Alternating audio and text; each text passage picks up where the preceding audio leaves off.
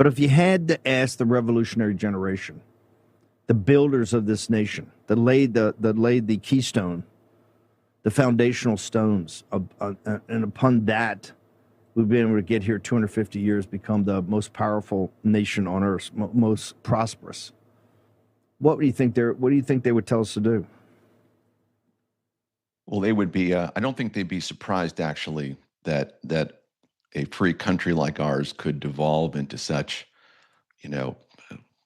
moral licentiousness, as it were, to where you had large numbers of people who were willing to overthrow the country. That would not surprise them. They understood human nature. They had a lot of common sense. That was the thing that built the country. But they would have been surprised, I think, that the federal government, using all of its power, was not willing to stop all that. They would have been shocked that the federal government would have let into the country 100 million illegal aliens. And so they would have demanded that something be done immediately.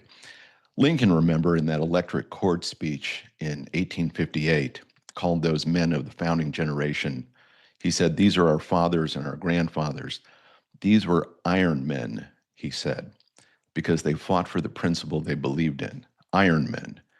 So even Lincoln understood that that founding generation was very special, that these were men deeply committed. Do you think that American Revolution was easy on any given day? It was very, very difficult.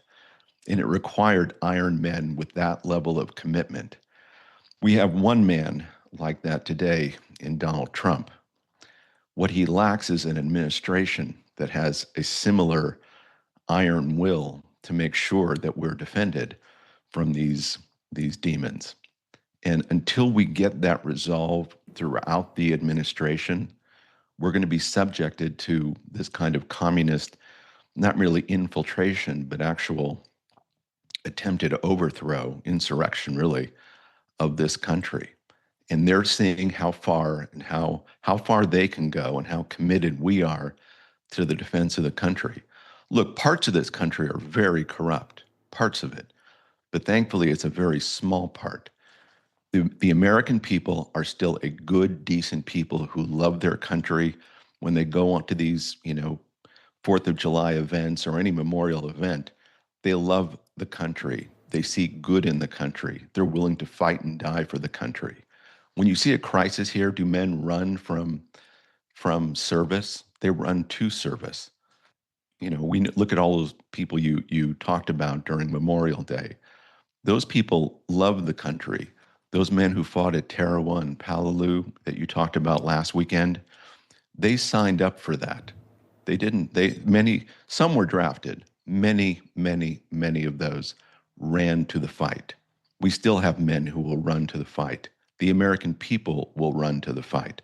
What we lack is the commitment in Washington to stop this. And President Trump needs to take a hard look within the administration on what it's going to take to build a group of iron men who are going to defend this country from this literal insurrection of 25 to 100 million illegal aliens who are here and their communist supporters. And remember, for every tent that there is there's a desk somewhere in Beijing where you have people figuring out how to help those people. We're in a war. We're in a world war. It may have one battlefield in the Middle East right now, but the main battlefield is here in the United States, where they are actively seeking to overthrow the country, and they do it on the anniversary of our Declaration of Independence. We need to have the resolve that our enemies do, to put this down, to deport the illegals, and to rebuild the country, which I think President Trump is deeply committed to do. Should be the takeaway of what we're seeing in these protests.